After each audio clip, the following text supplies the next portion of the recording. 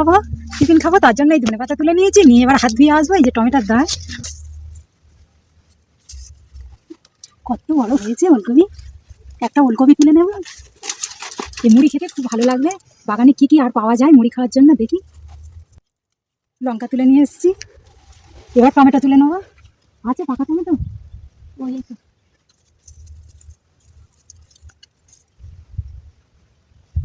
লাগবে না। এবার লেবুটা তুলে নিয়ে আসি।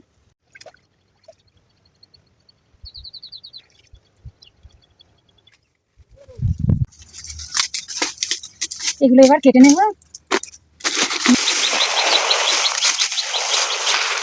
বাড়ি থেকে মুড়ি নিয়ে এসেছি, আর অল্প একটু চানাচুর ছিল, বাড়ি থেকে নিয়ে এসেছি। শুধু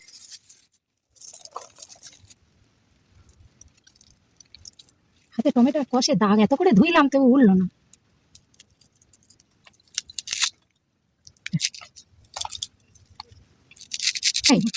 আমি বটিতে বলে এতক্ষণ কাটাই হয়ে যেত, খাওয়া শুরু হয়ে যেত, কিন্তু আমি চাকু ব্যবহার করি না, ওই জন্য একটু অসুবিধা হচ্ছে আমার বোন।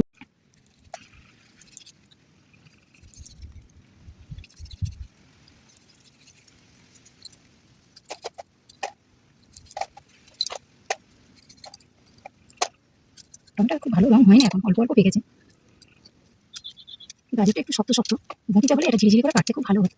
তার বাগানে যা যা সবজি ছিল সব কিছু নিয়ে এসেছি, আজকে মুড়িটা মাখাবো। তো সব কিছুগুলো খেতে ভালো লাগে। গন্ধরাজ লেবু তুলে নিয়ে এসেছি, এই সেন্টটা মুড়িতে মাখালে দারুণ লাগে খেতে, যেমন ভাতে ভালো লাগে মুড়িতেও দারুণ লাগে খেতে। একটু সামন কিচন কেটে দেবো, দিয়ে একটুখানি কেটে নেব। আজকের বাগানে পেঁয়াজ আছে, কিন্তু আজকের পেঁয়াজটা দেবো না, পেঁয়াজটা খাবো না, ওই জন্য পেঁয়াজটা বাদ দিয়ে সব কিছু বাগানে যা যা আছে নিয়ে নিয়েছি।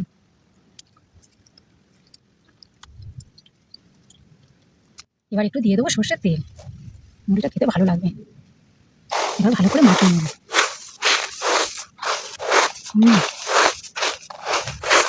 সেরকম কোনো প্ল্যানিং ছিল না, তাহলে একটু ছোলা টোলা ভিজিয়ে দিলে ভালো লাগবে খেতে, কিন্তু এই মুড়িটা নিয়ে আসছি আর ভাবছি শুধু মুড়ি তো খাওয়া যায় না, এই বাগানে কিছু সবজি পাতি কাজ করছি আর ভাবছি নিয়ে নেবো, ভালো লাগবে মুড়িটা খেতে।